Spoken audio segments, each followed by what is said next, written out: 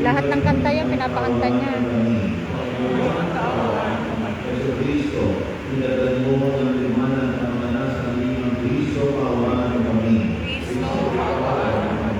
Panginoon Jesus, ikaw ang nagbibigay ng buhay pag-asa, Panginoon, kaawaan mo kami.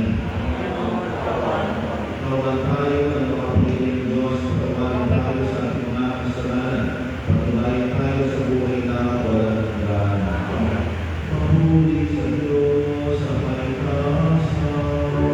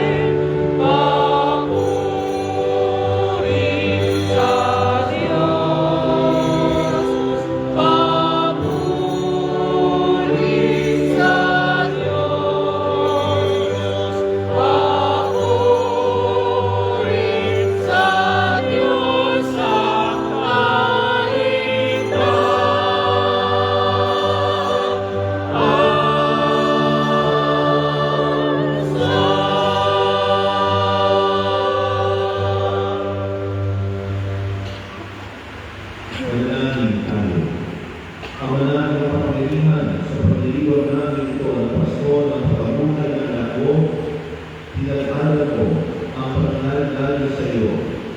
Ang kagagano sa aming kagagano pang pagkaluwi upang tayo sa loob ng huli ng lahat ang kaalisayang dulot ng pagigyan.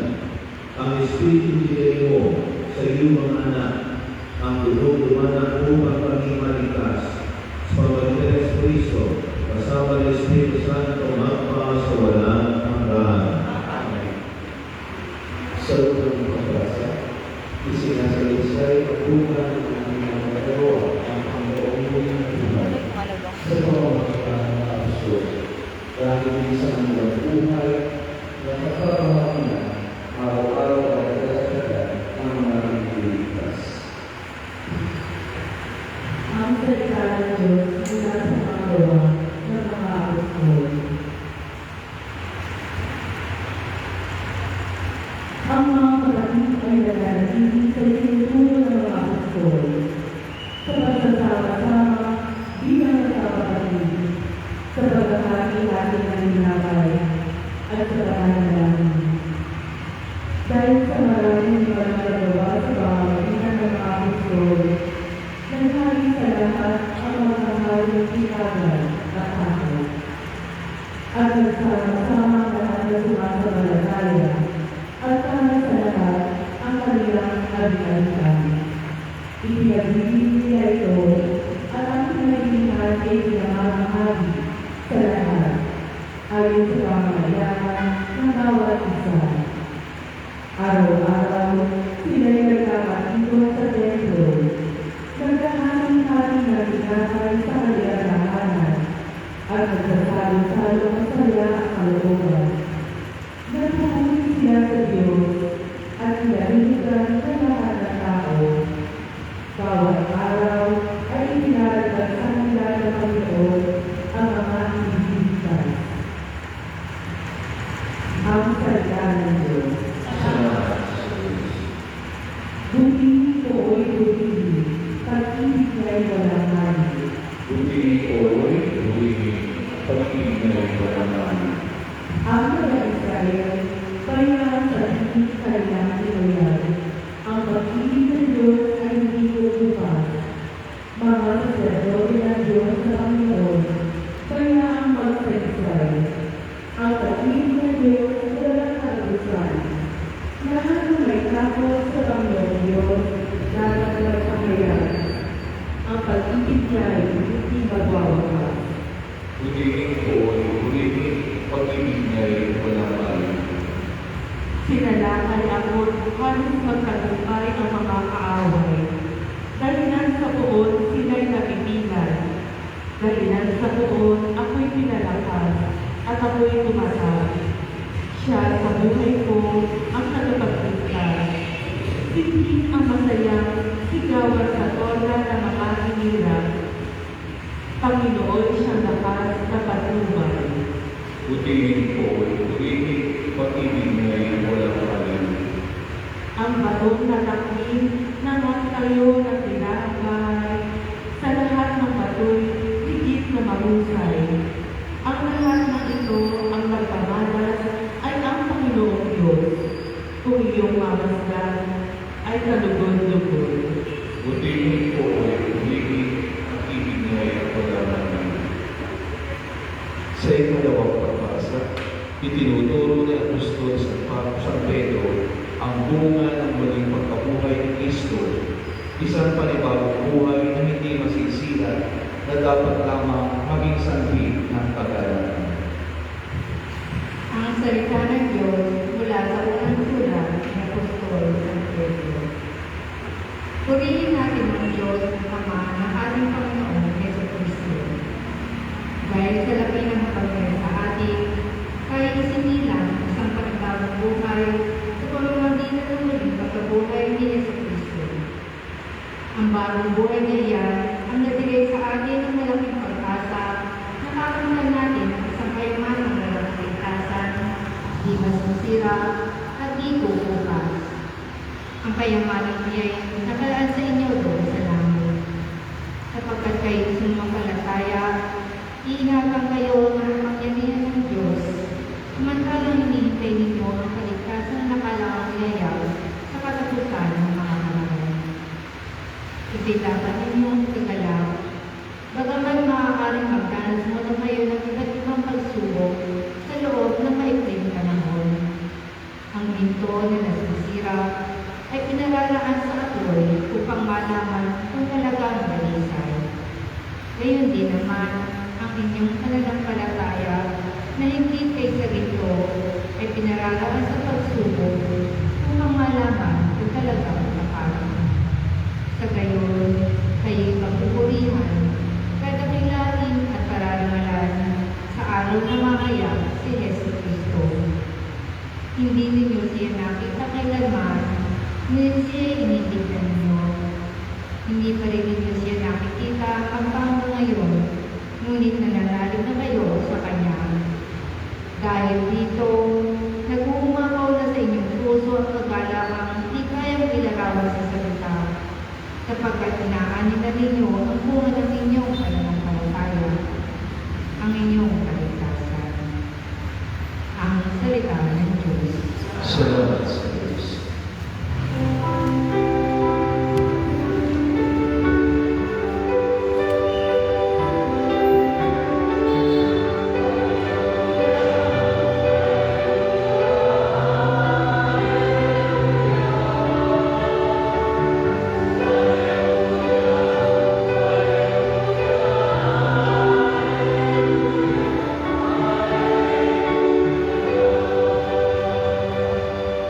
Mapalad at maligaya ang sumasampalataya sa tinahimikan ng Bata.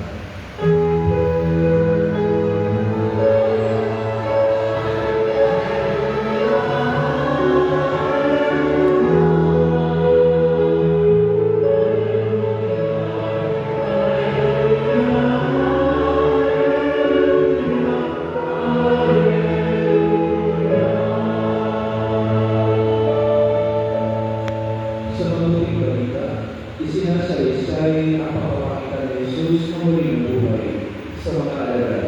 Pinagkalooban sila ng Espiritu Santo at mga kapayapaan at kinilala siya ni Tomas bilang Panginoon at Diyos. Sumainyo ang Panginoon. At sinabi, Ang mabuting balita ng Panginoon ayon kay San Juan. pagpuli sa iyo, Panginoon. Pinagalingan ng Biblia ang mga alagad ay nakakatipon. Nakapilit ang mga pitong ng bahay na kanilang pinagtitipunan dahil sa takot nila sa nauyo. Dumating si Jesus at tumayo sa limang nila. Sumainyo ang kapayapaan, sabi niya. Pagkasabi dito, pinakita niya ang kanyang mga kamay at ang kanyang kalingan. Tuwang-tuwa ang alagad at nakita ang Panginoon. Sinabi na ni Jesus, sumainyo ang kapayapaan.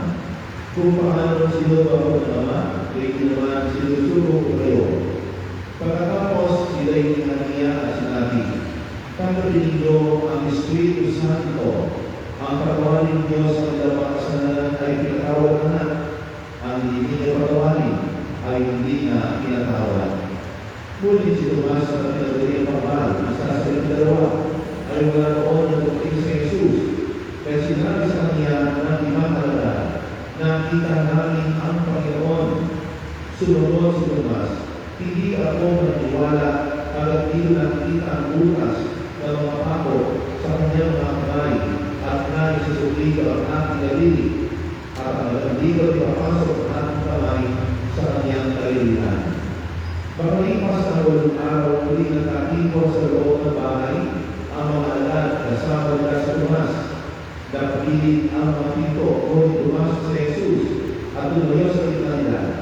Sinabi niya, sumainyo ang kapayapaan. Saka sinabi kay Tomas, tingnan mo ang aking mga kamay at ilapit dito ang iyong daliri. Ipasok mo ang iyong kamay sa aking kalilihan. Huwag ka na maghaninangan, maniwala ka na. Sumunod si Tomas, Panginoon ko at Gusto. Sinabi sa kanya ni Jesus, naniniwala ka ba sa pagkakilala ko ako? Mapapalad ang mga naniniwala kahit hindi nila ako nakita. Maraming pagkawalan na ginawa sa Jesus na nasa simbahan ng alagad, ngunit hindi nakakala sa anak na ito. Ang mga nakakala rito ay sinulat upang sumampalataya rin si Jesus sa Mesiyas, ang anak ng Diyos, at sa gayon magkaroon kayo ng buhay sa mga balita niya. Ang mabuting balita ng Panginoon.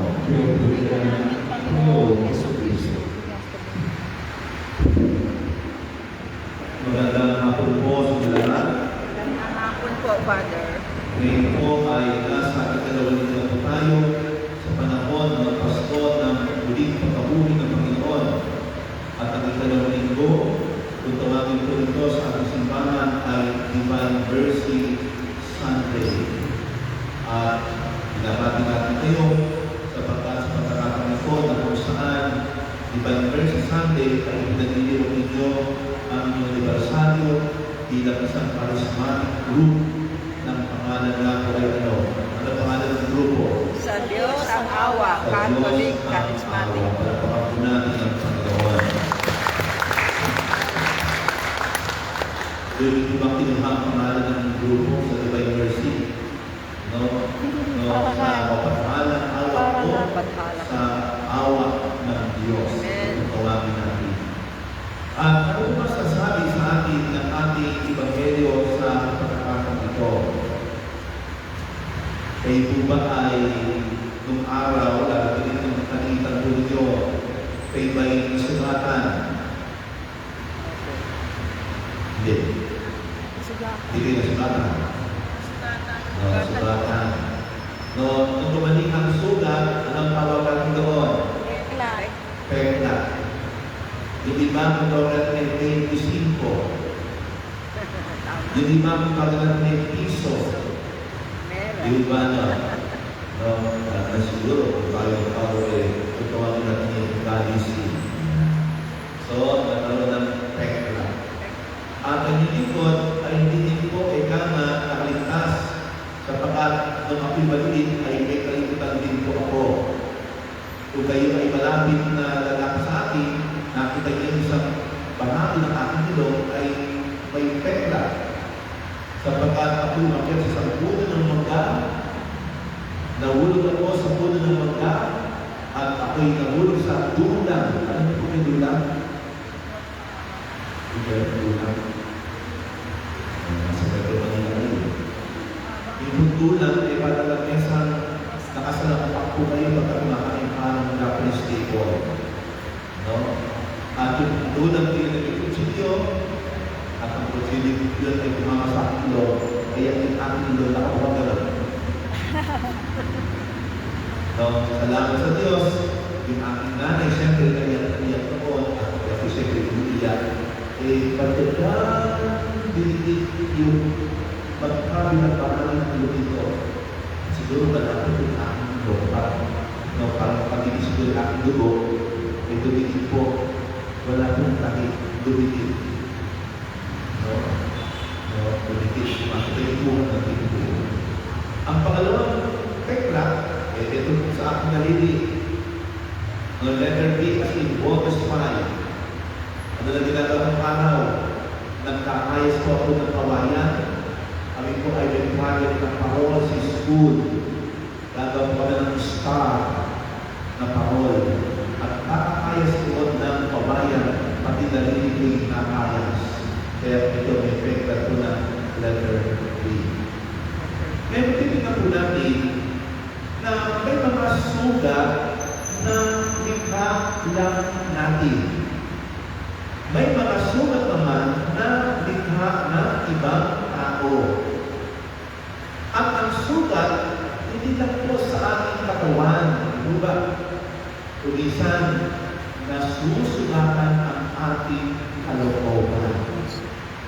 Halimbawa, sabihin ng magulang sa kanyang anak-anak, huwag ka naman magpapakalisa ng sana, darating ngayon, ini-implement yung RU, uwi ka naman ng maaga. Hindi ka uwi ng maaga. Uwi naman ng umaga.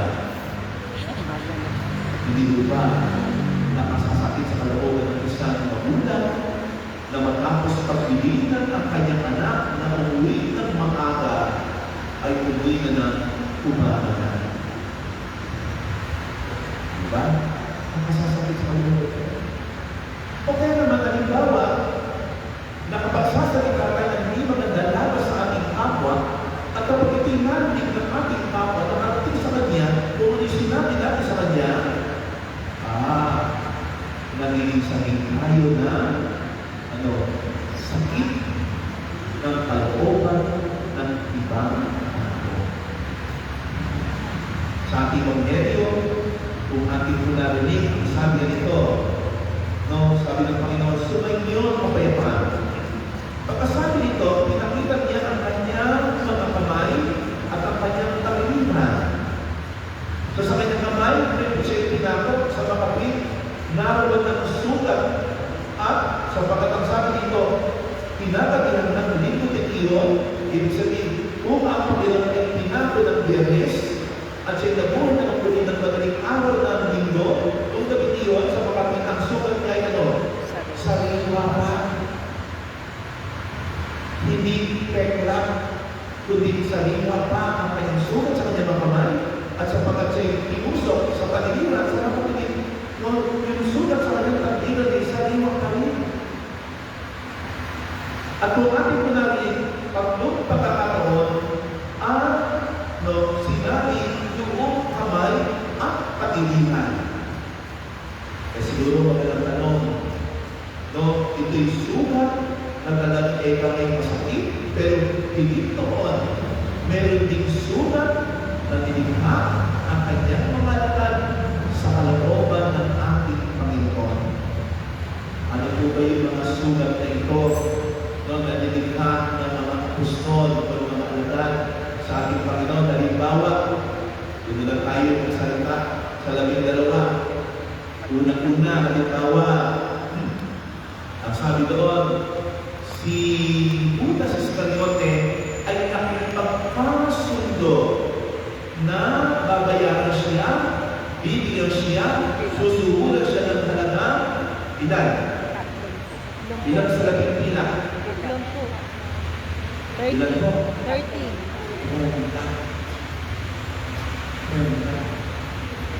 Siguro magandang ganito. Paano ba? Ipinagpapalit po ba natin ng Panginoon sa halagang pagtumpok sa labing pila? Paano ba natin na ipagpapalit ng Panginoon sa halagang pagtumpok sa labing pila? Halimbawa ay dito po ngayon, araw ito ng Panginoon, pero yung iba, hindi na ang pagsisimba, bakit? Nagkakabuhay pa rin. Nasa palengke pa rin ang kayo sa kanilang tindahan. Diba?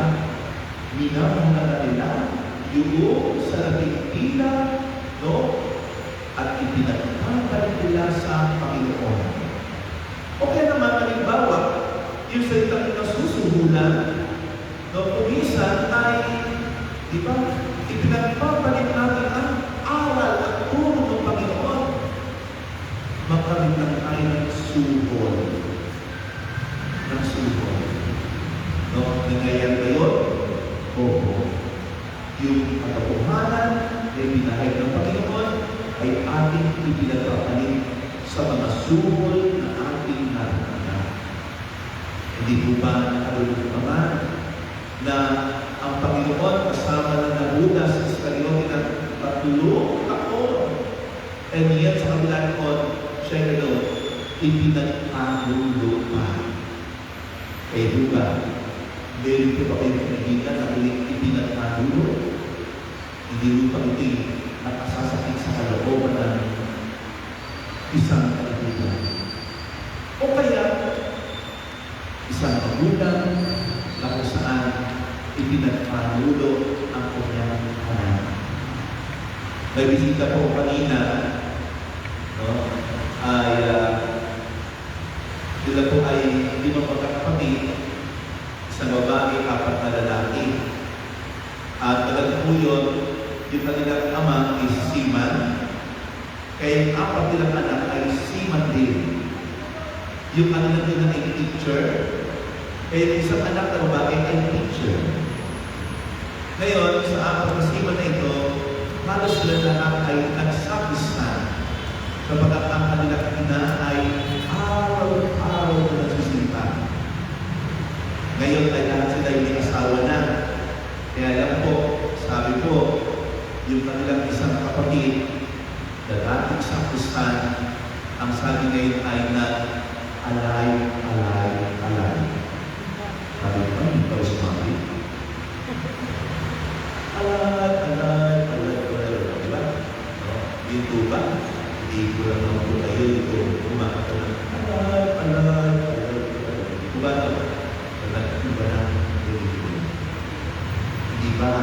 Masakit sa kalooban ng isang ina na ang anak ko lumaliit ay sakristan. Pero ngayon, nag-iba na ng religion. Sugat sa kalooban ng isang ina. Pero yun naman, no? Si Pedro, ano ba ginawa ni Simon Pedro sa Panginoon? Sige nga, ano ang sugat na inulog ni Simon Pedro sa Panginoon? Ang sabi sa atin yan, no? Itinatuwa. Ilang beses? 3 beses. Ipinakaila. Hindi kinikala. Ano po ba yung mga pagkakataon na itinatapuan natin ang Panginoon, hindi natin kinikilala ang kanyang turo at aral? Hindi po ba bilang kasama ni Jesus, si Pedro, bilang sinasalay bilang maging pinuno ng aming simbahan, hindi po ba siya ay nakalikha ng sugat sa kalooban ng aming Panginoon, higit pa sa sugat na mayroon siya na nakamo sa kanyang mga kamay at kanyang tating. Hindi po ba doong dinidibis na ang Panginoon, noong nagpasangan ng krus ng ating Panginoon, nung pinahirapan ng ating Panginoon, nakakagalaw na tayo Iwalay natin yung nasa Ebanghelyo ngayon. No? 12, minus 3, ilan po natira? Siyam. Iwalay natin yung tapat na alaga ni Jesus na ang krus ay nasa paanan niya. Kaya ang 8 na daan, nasa tunay ay 8 nung nililigis na ang Panginoon. Nasa kaya ay 8 nung nagpapasada ng krus ang Panginoon. So, siguro kung nagtanong, ay buba. Nasa buba tayo noong Huwebes Santo, noong Biyernes Santo, noong Sabado de Gloria, noong Pasko ng huling pagkabuhay. Asama po ba tayo ng Panginoon? Samantalang siya'y nagdurusa at naghihirap. Di ba meron tayong sagot sa Ebanghelyo noong Linggo ng Palaspas? Kayo ba nakasimba ng Linggo ng Palaspas? Ano pong sagot natin sa Ebanghelyo noong Linggo ng Palaspas? Ingat. Sana. Yung sagot sa sa Ebanghelyo, yung pagkaroon ng Ebanghelyo, yung po sa Ebanghelyo mismo na, hindi po sa Palaspas mismo ha. Ano sagot natin? Di ba ganito ang sabi sa Ebanghelyo? Jesus kami ay... Sabi ko na kata, naiiwan kayo Di ba sabi natin, Jesus kami ay isama sa iyong mga parusa. Yaman ikaw, wala iba. Di ba sabi natin gano'n? Ano? Hanggang Huwebes, nasimba kayo. Nung bupang Biyernes, asawa kayo sa parapan sa krus. Nung bupang Sabado de Gloria, ay iba nagbiyak. Nung bupang sa lubong, ay maaga na isin. Maaga. 3:30. Baka kayo ay katulad ng galo. Nung si Jesus ay nagpapasa ng krus, nung si Jesus ay nililigis na wala na yung galo. Hindi mo nakita, hindi na makasama. Okay naman, halimbawa, yung isa sa ating Ebanghelyo ngayon, ano sa atin mo, sino po yung pumunta sa akin, dapat sa Ebanghelyo, anong pangalan ko, ano ba? Si Tomas. Ano ang sabi?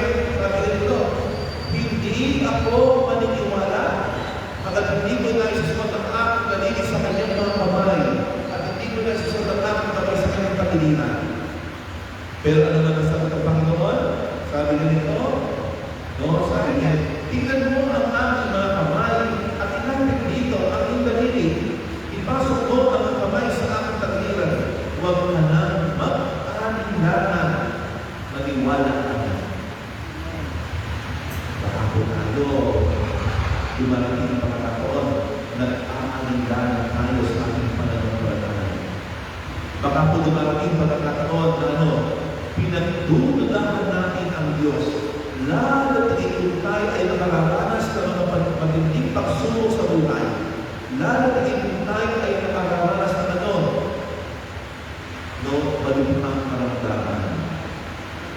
Sabi niya pa, Lord, bakit naman sa akin ibigay ang malubhang karamdaman na ito? Balik ako sa inyo, nandilipod ako sa inyo, nariyan yung kapitbahay ko, bakit sa kanya lumaki yung sakit na iyan? Diba? Pinag-aalim naman natin ng Diyos. At dito mga ito, ang masasabi natin ang sugat na ibinibigay natin sa Panginoon. At ito ay naging sandig ng ating pagtayo sa Kanya, pagtalimot sa Kanya, pagtalimot sa Kanya. At ito, lahat ng ito ay natawag natin na kasalanan. Kung kayo po kaya, ang Panginoon Jesus, ang mga kaibigan ninyo, pinalikuran kayo. Ang mga kaibigan ninyo, itinatuwa kayo. Ang mga kaibigan ninyo, kayo ay ipinagkamundo. Ang kaibigan ninyo ay nagmamanggang sa inyo. Ano ang gagawin ninyo? Ano ang gagawin ninyo? Kumanin ka ba? Bakit ka pa sa akin? Ang kapal ng mukha mo. Pero sabi ng Panginoon sa Evangelyo, sumainyo ang kapayapaan. Ipinagkakaloob, ibinibigay ng Panginoon ang kanyang awa at tabang sa kabila ng mga kasalanan na ginawa ng kanyang mga kaibigan. Ipinagkakaloob ng Panginoon ang patawaran sa kabila ng mga kasalanan at ang nais ng Panginoon ay magkaroon ng pagkakaisa, ng pagkakasundo, ng pagmamahalan at ng kapayapaan. Ngayon, napakaganda po na sinabi sa unang pagbasa. Baka ito'y tumutukoy sa inyo. Ang sabi nito, ang mga kapatid ay nanatili sa itinuro ng mga apostol. Sa pagsasama-sama bilang magkakapatid, sa pagkakating-hating ng pinamay, at sa pananalangin. Ganun po ba ang grupo ng sa Diyos ang awa, Catholic, Charismatic Group?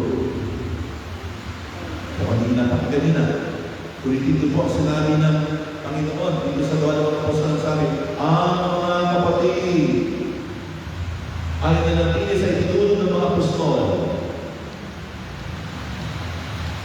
Sa pagsasama-sama bilang magkakapatid, magkakasama-sama po kayo. Itinuturo niyo ba magkakapatid ang bawat isa? Ito ang sabi, sa pag-aaming-amin ng tinapay, parang hindi kayo ng-emin doon na. Parang hindi kayo ng-emin doon na, amen. Ano ba yung pagkakati-hati ng tinapay? Aba, hindi pa na ng isa. Eucharist. Yung pagkakati-hati ng tinapay, hindi pa na ng isa.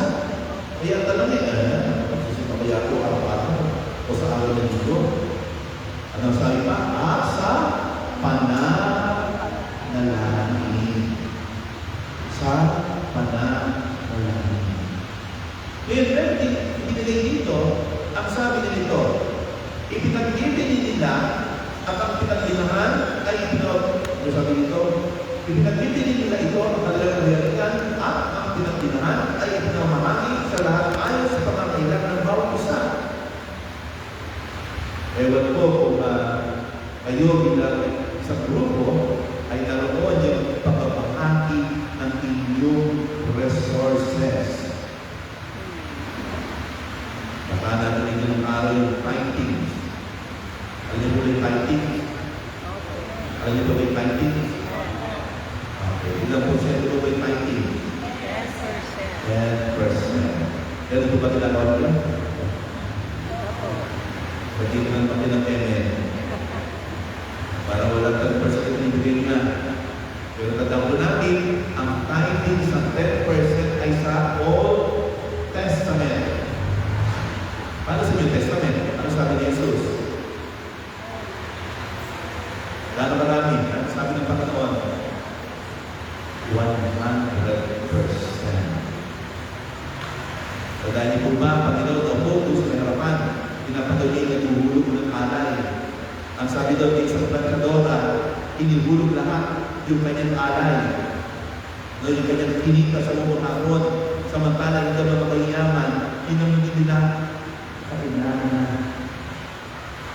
So, sa kapatuloy, sabi doon, mas idalugdan ng Diyos yung nagbigay ng 100% kesa sa nagbigay sa surplus lang.